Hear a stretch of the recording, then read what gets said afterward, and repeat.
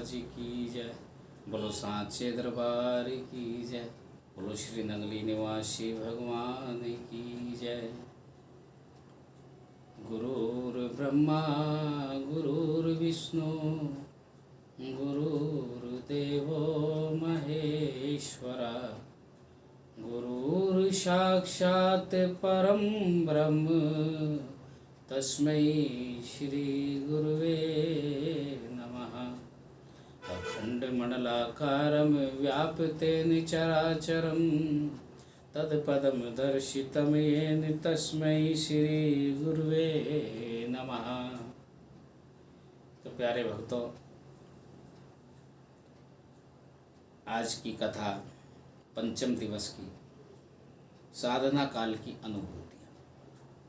बहुत अच्छा प्रसंग, ध्यान से सुने, कमेंट ज़रूर करते रहें, लाइक ज़रूर करते रहें, ताकि हमारी हौसला अफजाई होती रहे। हमें मालूम होता रहे कि आप ध्यान से सुन रहे हैं, आप नियम से पाठ पढ़ रहे हैं, सुन रहे हैं, और हमें भी आनंद आता रहे। हमारी मेहनत वसूल होती रहे कि हम आपको जगा रहे हैं और आप जग रहे हैं। तो आइए, कहा है, श्री परमहंस जी अकबरपुर के जंगल में तपो साधना कर रहे थे। पास ही एक पुलिस स्टेशन थाना था, जिसके अधीक्षक श्री बाल मुकुंद जी इंस्पेक्टर थे। उनको आपकी सेवा टहल का बहुत ख्याल था। थाने के दूसरे कर्मचारी भी आपकी खिदमत में कोई कसर न उठा रखते थे। महापुरुष, संतजन और पीर फकीर सभी धर्मों के साझे होते हैं, अतः वहाँ के क्या हिंदू और क्या मुसलमान सभी मिलकर आपकी देखभाल किया करते थे। श्री परमहंस दयाल जी का कथन है कि जब तक बाबूलाल मुकुंद आपसे नहीं मिले थे, तब तक कभी उपवास भी हो जाता था, और तीव्र वैराग्य अवस्था में आप किसी के आगे हाथ फैलाना भी पसंद नहीं करते थे। अकबरपुर के प्रवास काल में ही आपको स्वप्न में अपने गुरुदेव श्री परमहंस जी के शुभ दर्शन हुए, काशी वाले गुरुदेव महाराज के, और उन्होंने हंसकर फरमाया, एक स्थान पर बैठने से भ्रमण करना ठीक है।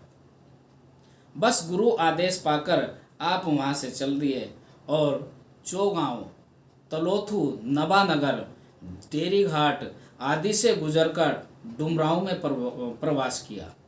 सच्चिदानंद प्रकाश में स्थान स्थान पर कुछ करामातों व चमत्कारों का भी उल्लेख किया गया है।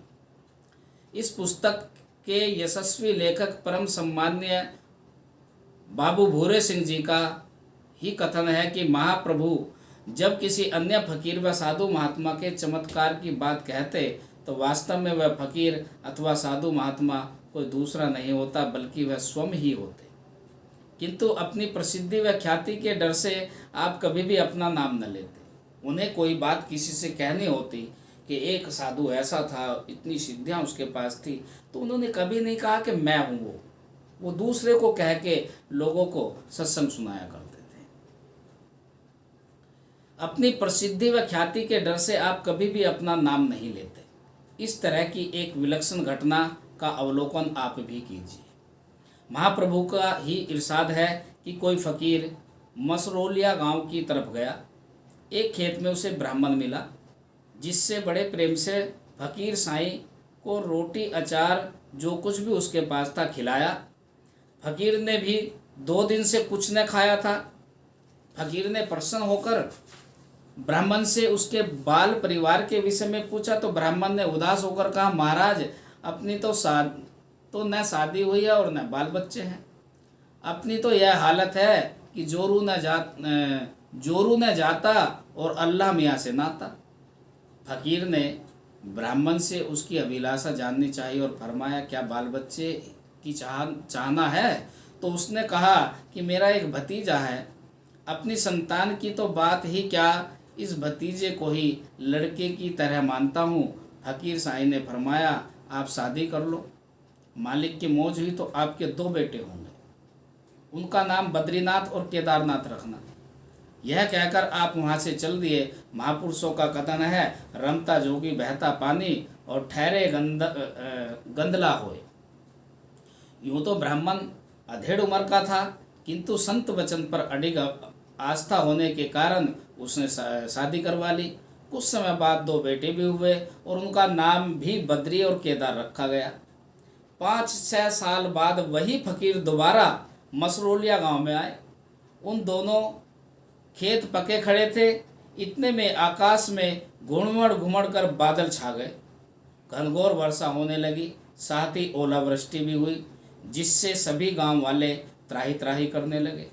उस ब्राह्मण का संत महात्माओं के चरणों में बहुत विश्वास था। उसने गांव वालों से कहा कि आप सब फकीर साईं से प्रार्थना करो, संत जन सर्व समर्थ होते हैं।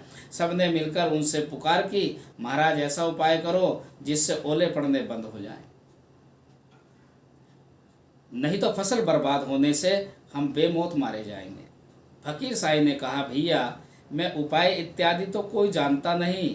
हाँ, यदि आप सब मिलकर एक स्थान पर बैठकर राम राम कहो तो मालिक की इच्छा हुई तो ओलावृष्टि बंद हो जाएगी। उन सब ने राम राम कहना शुरू किया।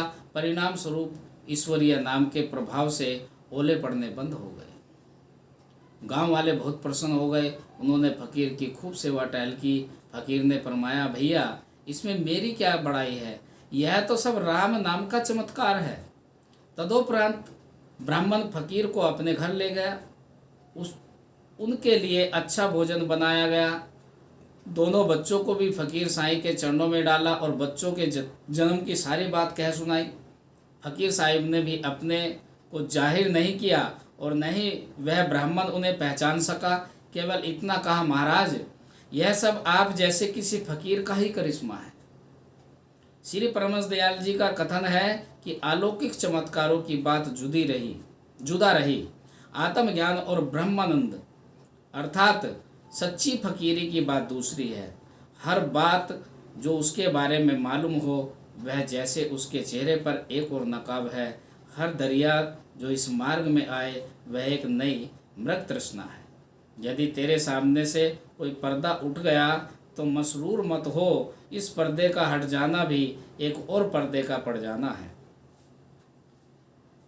मुमुक्षु साधु को मालूम होना चाहिए कि सार व असार के विचार, गृहस्थ और कुटुंब के त्याग करने से मन निर्मल होकर भगवत स्वरूप का प्रकाश जिस जिस भांति प्रकट व साक्षात हो जाता है, उसी भांति परोक्ष व अभूत बात का जानना और सत्य हो जाना, वचन आशीर्वाद व श्राप और प्राप्त हो जाना मनोवांछित फल, जो कि अणिमा और आदि अष्ट सिद्धि प्रसिद्धि की संबंधी है, यह सब अधिक हो जाता है।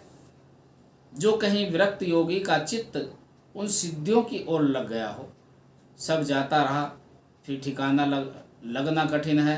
सो उस समय मन को ऐसा संभाले कि तनिक भी मन उन सिद्धियों में न लगे।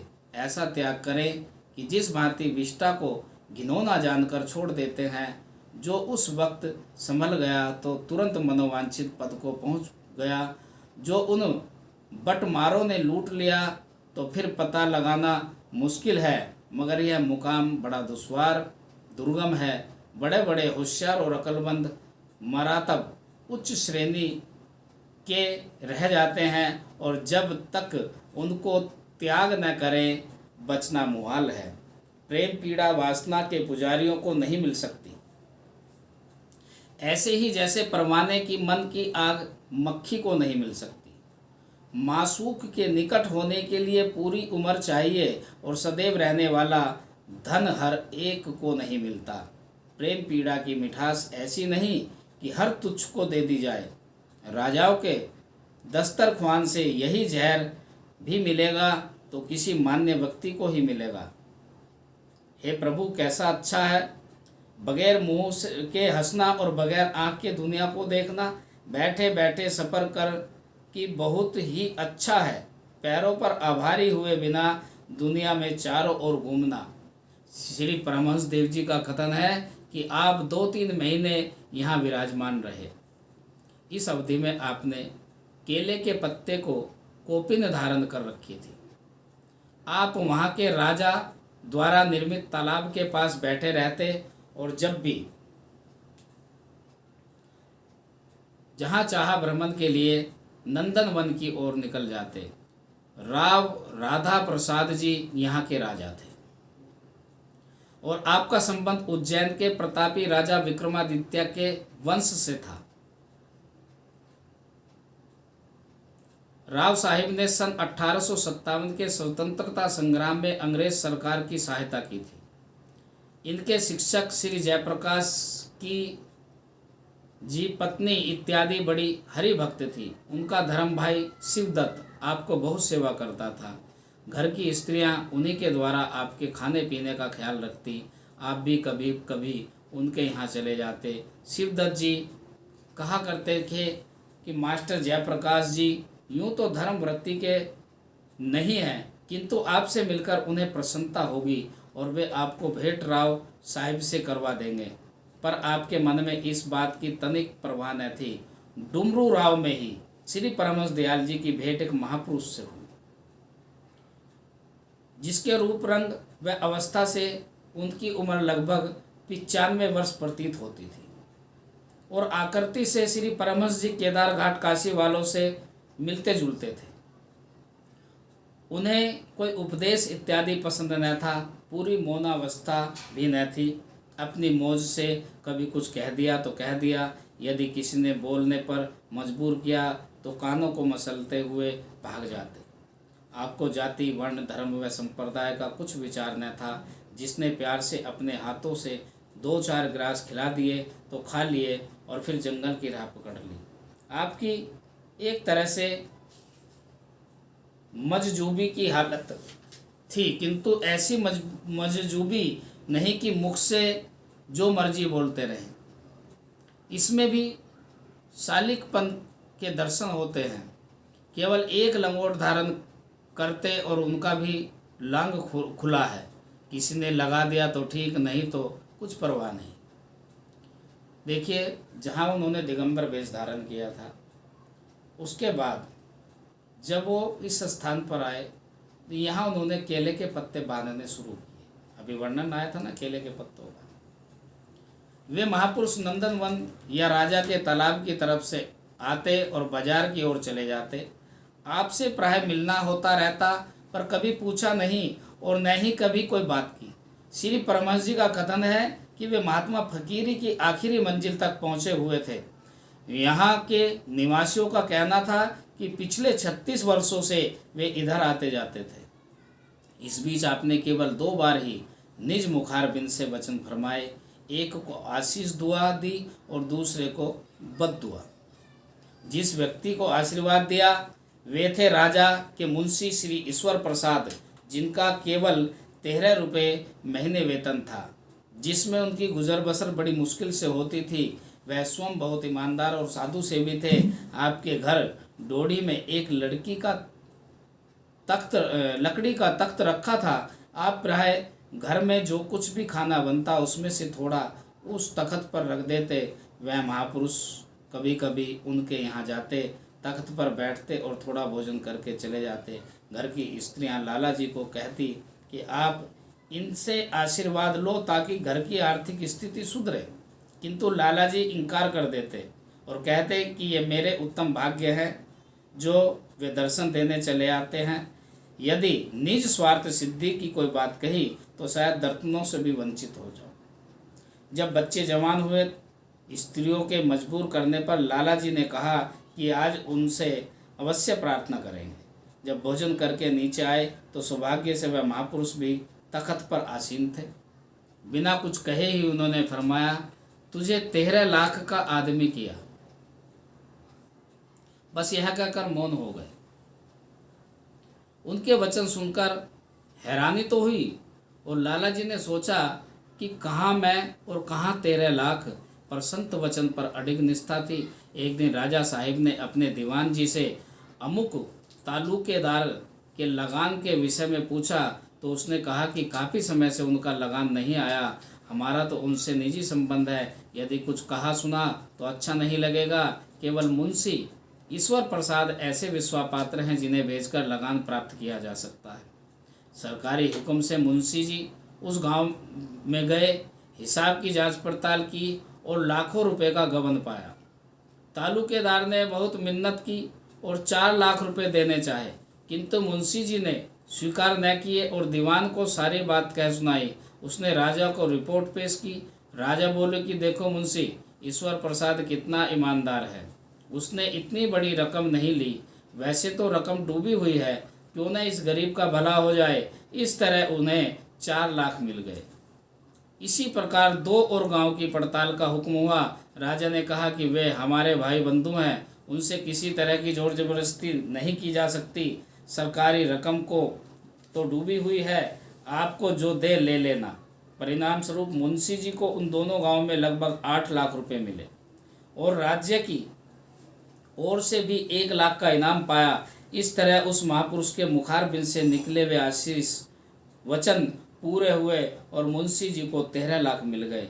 राजा साहब मुंशी जी से इतने प्रसन्न हुए कि यहाँ तक कह दिया कि चाहे राज के खंभे तक बिक जाए, आपकी और आपकी मोहब्बत में कभी फर्क नहीं आएगा।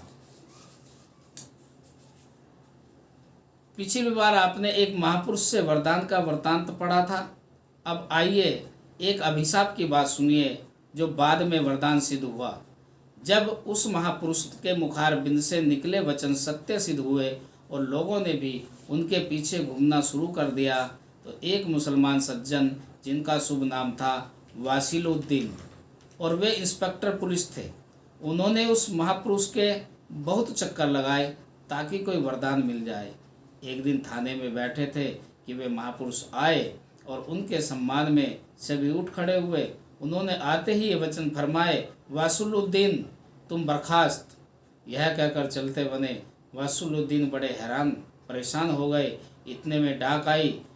उसमें एक पत्र मिला जिसमें लिखा था कि तुमने अमुक मुकदमे में असली बात छिपाई है, इसलिए तुम बर्खास्त किए जाते हो।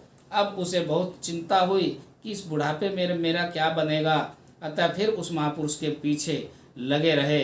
अंततः एक दिन उन्होंने श्रीमुख से फरमाया, चला जा रांची। वह रांची पहुंचा तो वहाँ अफीम की कोठी में हेड क्लर्क की जगह खाली थी, इसलिए एक बक्से में और प्रत्याशियों के साथ अपना प्रार्थना पत्र डाल दिया और इस इंतजार में बैठ गए कि कब साक्षात्कार अर्थात इंटरव्यू के लिए बुलाया जाए। इतने में साहिब बहादुर आए। उन्होंने पहचान लिया और फिर सारा हाल चाल पूछा। साथ ही कह दिया कि हमने तुम्हें रख लिया है क्योंकि तुम हमारे पुराने परिचित हो। उसने जवाब दिया, हाँ हजूर, आप अमुक स्थान का सुपरिटेंडेंट थे और मैं इंस्पेक्टर। इस तरह आपको रांची में दोबारा जगह मिल गई। ऐसी संत वानियाँ कि जिनके श्राप में भी कुछ ना कुछ रहस्य छुपा होता है। इसलिए जहाँ कोई संत मिले,